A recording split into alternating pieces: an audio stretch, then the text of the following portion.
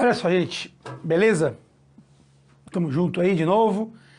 Concluímos a literatura chamada de pós-moderna, a geração de 45. E aí nós vamos fazer hoje uma aula abordando um olhar para a literatura contemporânea. Veja, quando a gente fala de contemporâneo, o que é contemporâneo? É aquilo que está no nosso tempo, né? Enquanto estamos vivendo. Gente, é óbvio, né? Nós temos uma quantidade enorme de autores importantíssimos. E até algum tempo era muito raro, né? Algum tempo que eu falo aí, coisa de 10 anos para trás, um pouco mais, você ter em listas de vestibular autores que estão ainda em produção. Isso sumiu, né? Eu me lembro quando eu comecei a lecionar, isso faz 20 anos, um aluno me perguntou qual é o critério para um autor cair no vestibular. E eu respondi, morrer. Né? Se o autor morrer, ele cai no vestibular. Caso contrário, fica difícil. E aí, agora a gente tem essa novidade. Né? Muitos autores que estão produzindo ainda caindo em vestibular. Eu optei por chamar aqui uma autora que já é falecida, mas que trabalha um contexto muito importante da literatura contemporânea, que é a Carolina Maria de Jesus e essa arte que vem do gueto. Beleza? Solta a vinheta.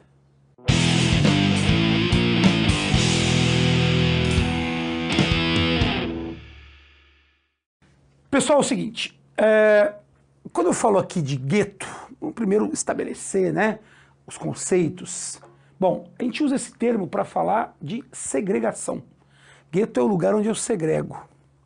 E veja, a voz desses lugares, a voz que sai do gueto, raramente é ouvida, né?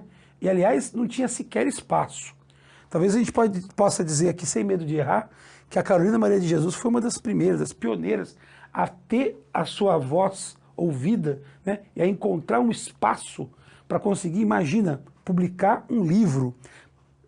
Para quem não conhece, para quem não sabe do que eu estou falando, Carolina Maria de Jesus era uma mulher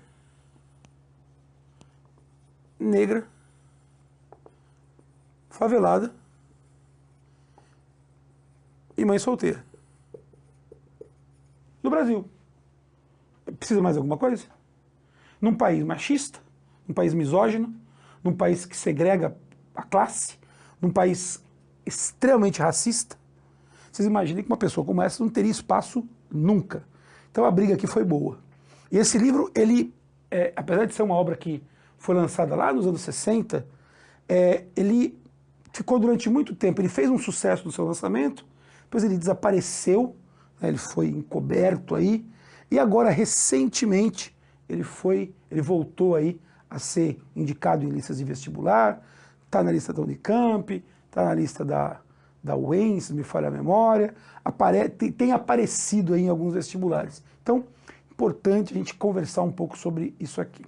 Então, primeiro, vamos falar um pouco da Carolina Maria. Carolina Maria de Jesus foi uma mulher que batalhou demais pela sobrevivência dela. Né? Foi para São Paulo em meados da década de 50 para tentar a sorte. São Paulo crescia demais e era uma época em que havia um fluxo migratório enorme, né, dentro do Brasil, de pessoas que saíam do interior de São Paulo, de Minas Gerais, do Nordeste, para ir para São Paulo, para a cidade de São Paulo, para tentar fazer a vida, para poder ganhar a vida. Né? São Paulo era uma cidade que oferecia aí esse atrativo, né? Muitos investimentos, a cidade, né, sendo construída, né?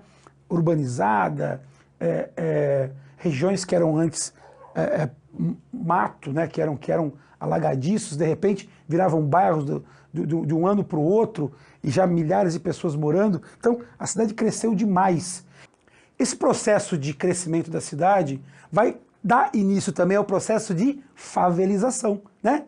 Vão começar a surgir ali as ocupações, vão começar a surgir essas habitações precárias. Por quê? As pessoas vão para a cidade de São Paulo tentar encontrar emprego, algumas conseguem, em geral empregos precários, vão viver em habitações nas periferias da cidade, mas algumas não conseguem o emprego formal, e aí vão viver na informalidade, vão viver nessa margem da sociedade. Aliás, até interessante, né? A Carolina Maria, ela era uma mulher que vivia em situação de favela, na chamada favela do Canindé.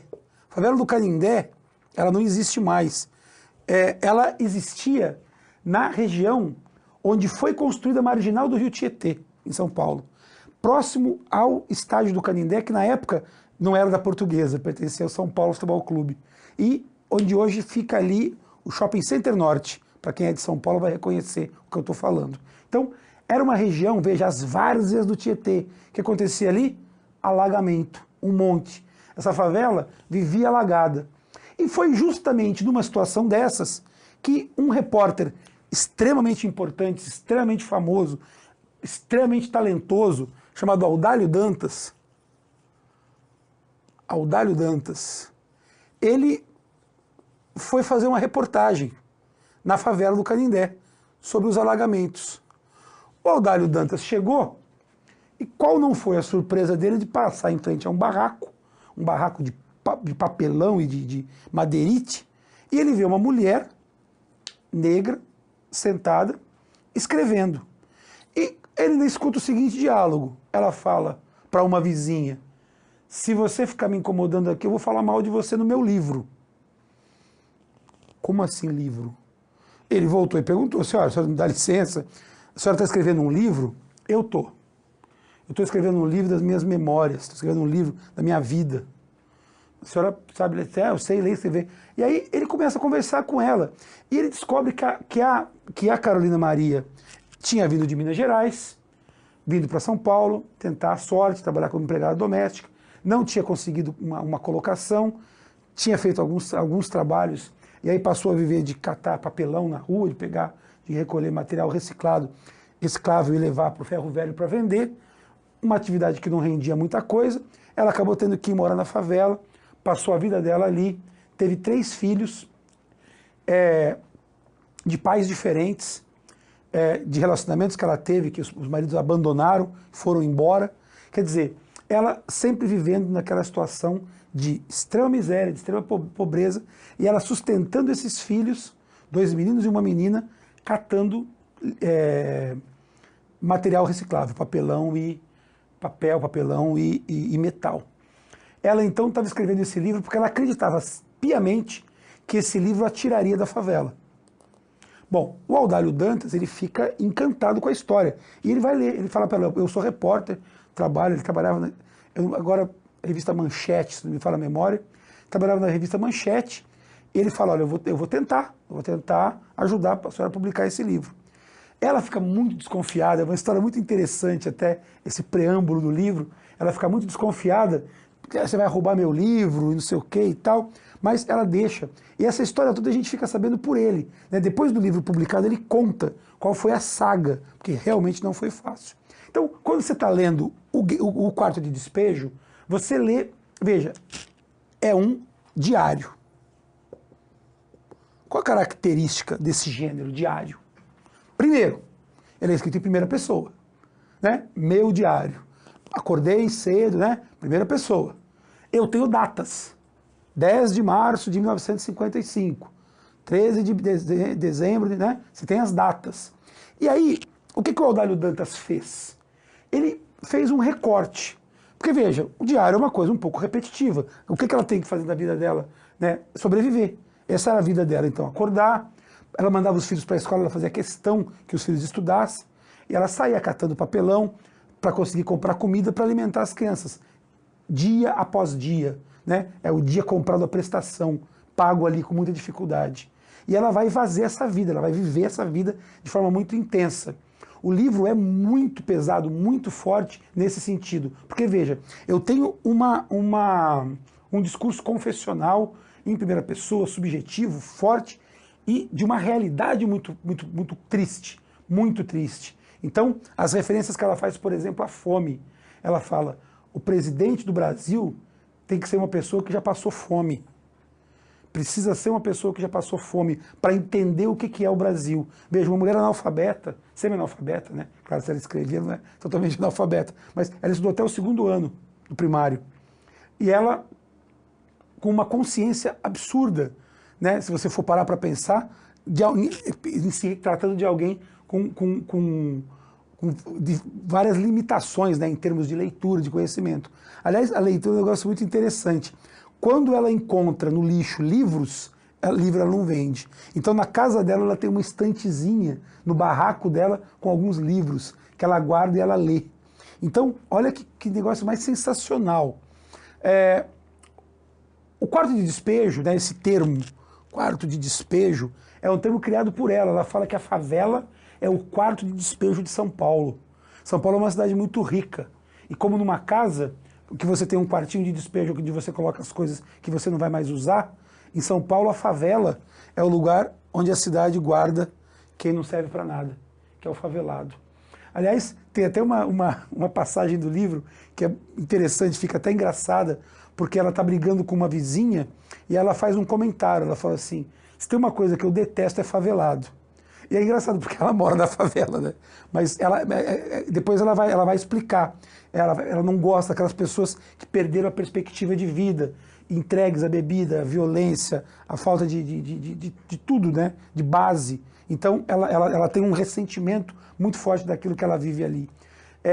As passagens do livro, como eu disse, giram muito em torno da questão da sobrevivência. Então ela acorda de manhã e ela vai lá e olha e fala assim, bom, eu tenho um pedaço de carne seca, eu tenho um pouquinho de arroz, mas eu não tenho óleo, nem banha. Eu preciso de óleo e banha para cozinhar. Eu não tenho uma cebola.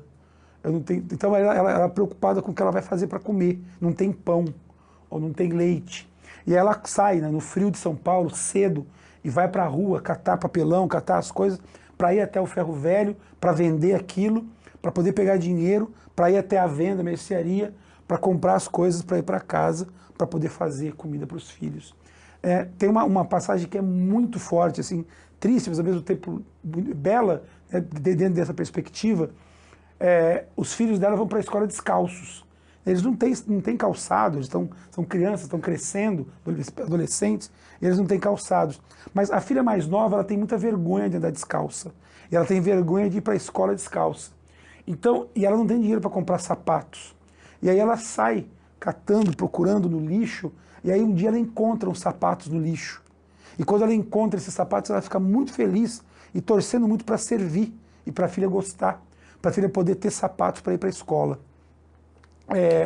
Tem uma passagem que também é bastante significativa, que vai mostrar assim como é intensa, né, essa vida dela e essa tentativa mesmo de sobreviver. Então ela mora ali no seu barraco, né, tem um cercadinho ali, o barraco e tal, e aí um homem chega e fala para ela, você não quer fazer uma parceria comigo? Eu tenho um porco, mas eu não posso deixar o porco na minha casa.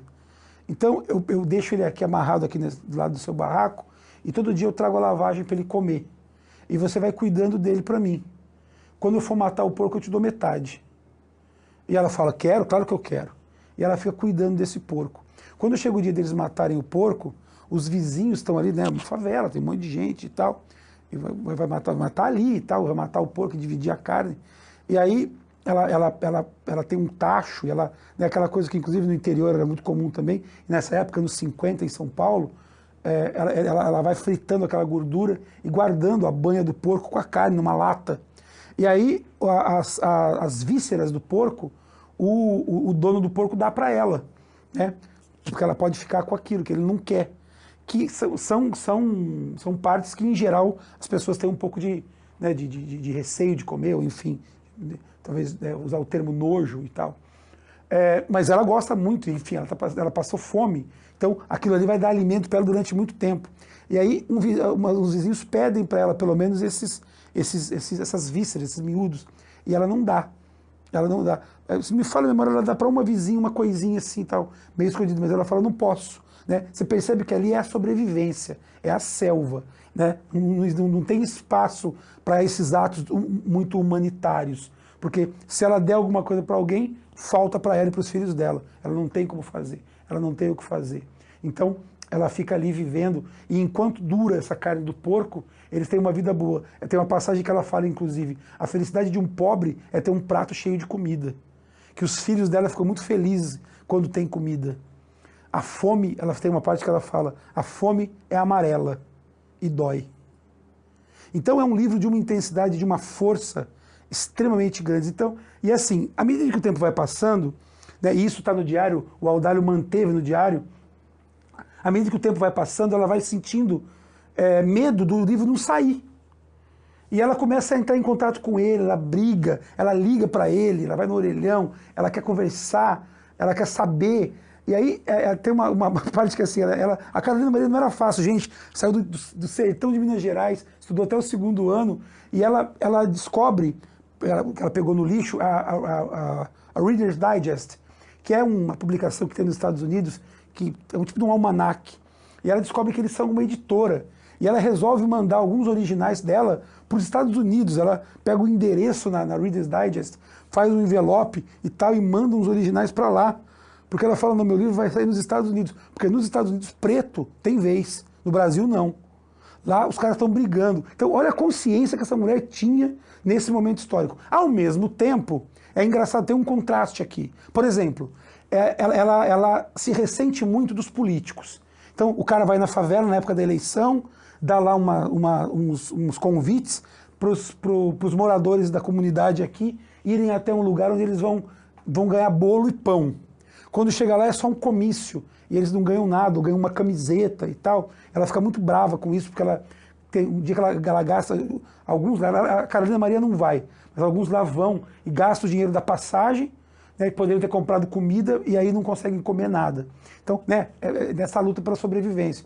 E ela fala, eles só aparecem aqui quando está tendo eleição, só aparecem aqui para pedir voto, para prometer coisa e tal. Existe essa consciência. Por outro lado, tem uma passagem que é assim, triste, né? Triste, que a gente percebe assim, né, a falta de perspectiva dela. Então, estão discutindo ali e tal, umas pessoas estão discutindo política. E aí vai haver uma eleição e o candidato é o Adhemar de Barros. Gente, o Adhemar de Barros, ele é um dos precursores do que a gente pode chamar da política lixo do Brasil. Um dos maiores canalhas. Eu fui dizendo isso aqui, eu falo abertamente para quem quiser escutar. Adhemar de Barros inventou o rouba mais faz. Adhemar de Barros, ele tinha na casa da amante dele um cofre que foi roubado na ditadura militar por uma organização de esquerda que entrou e roubou esse cofre, porque era o cofre onde ele guardava o dinheiro do suborno que ele recebia. Essa organização está no filme La Marca. Essa organização achou que no cofre tinha algo de 100 mil dólares. Quando eles abriram o cofre, descobriram que tinha milhões de dólares guardado. Eles roubaram o ladrão, então não tem problema, né? Então esse cara foi um canalha que destruiu a vida de um monte de gente em São Paulo. E ela, uma favelada, uma pessoa pobre, ela discute com as pessoas ali e briga defendendo o Adhemar. Não, o Adhemar é bom.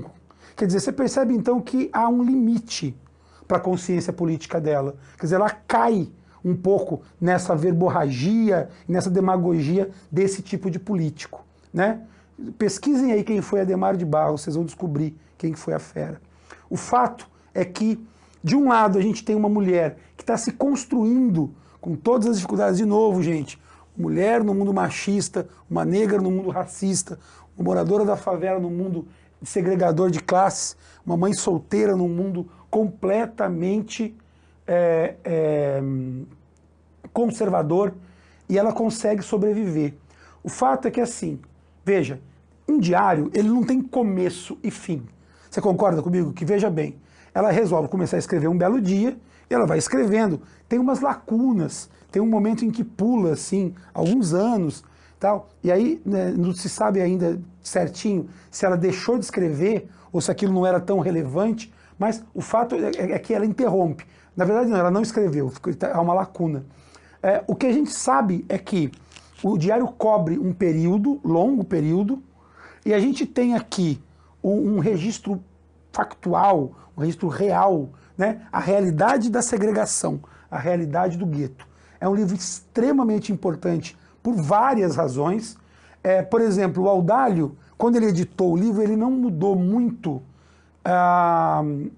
os registros de linguagem dela. Então é óbvio que há alguns, entre aspas, erros, né? Alguns desvios da norma padrão. Ela não teve estudo suficiente, apesar de que escreve muito bem, hein?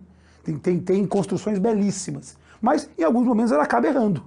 E o Audálio, ele faz algumas correções quando ficava ininteligível, quando tinha que consertar para as pessoas entenderem. Mas, no geral, ele mantém a linguagem dela intacta para poder manter a autenticidade do livro. Gente, esse livro, quando saiu, ele causou tanto impacto que alguns intelectuais na época acharam que a Carolina Maria de Jesus não existia. Que na verdade aquilo era uma brincadeira que tinham feito, inventado uma personagem, mulher negra. Imagina, uma mulher negra favelada vai escrever um livro desses. O livro esgotou a primeira edição dele, mas esgotou assim imediatamente, e depois ele foi sendo reeditado. Bom, o que a gente pode saber? Não pela narrativa, né? Porque um belo dia o diário para, né? O diário para num certo dia, num momento. Né? Não é uma narrativa, não é um romance com começo, meio e fim. Mas nós sabemos, né, isso está no prefácio do livro, você pode pesquisar que você vai encontrar, que o livro acaba se tornando um grande sucesso. A Carolina Maria de Jesus sai da favela, consegue comprar uma casa de tijolos, que era o sonho da vida dela, tira os filhos dessa miséria absoluta em que viviam. Hoje, a filha dela, inclusive, é uma figura que de vez em quando a gente fica sabendo aí da participação dela em alguns projetos e tal, você pode estudar. E a Carolina Maria de Jesus acabou conseguindo depois publicar mais alguns livros que não alcançaram o mesmo sucesso do Quarto de Despejo, escreveu inclusive livros de poesia, mas ela consegue então sair da miséria em que ela vivia por meio da literatura, que é um negócio muito bonito, um negócio muito legal. É muito triste, é um livro muito triste, se eu disse, você não precisa ter dúvida, a não ser que você não tenha consciência ou coração, mas aí o problema é seu. Agora, é um livro muito triste porque mostra a condição triste desse país, do gueto, né, do segregado, daquele que vive segregado. A favela é a segregação. E vai mostrar uma realidade extremamente triste, extremamente pesada. Mas é uma obra essencial, obrigatória, para você entender o que é, pelo menos começar a entender, né? Porque entender mesmo só se você vivesse. Mas para você poder entender o que é a completa carência de tudo, né? De casa, de comida, de roupa, de tudo. Então, muito forte, muito importante, obra fundamental que está aí, né, nas listas de vestibulares, rodando aí em várias listas e que pode aparecer fácil em qualquer prova aí de Enem, de VUNESP que vocês forem fazer. Beleza? É isso aí, então, Quarto de Despejo, Carolina Maria de Jesus, uma leitura que eu recomendo forte para vocês. Falou? Valeu, gente, obrigado, um abraço, tudo de bom.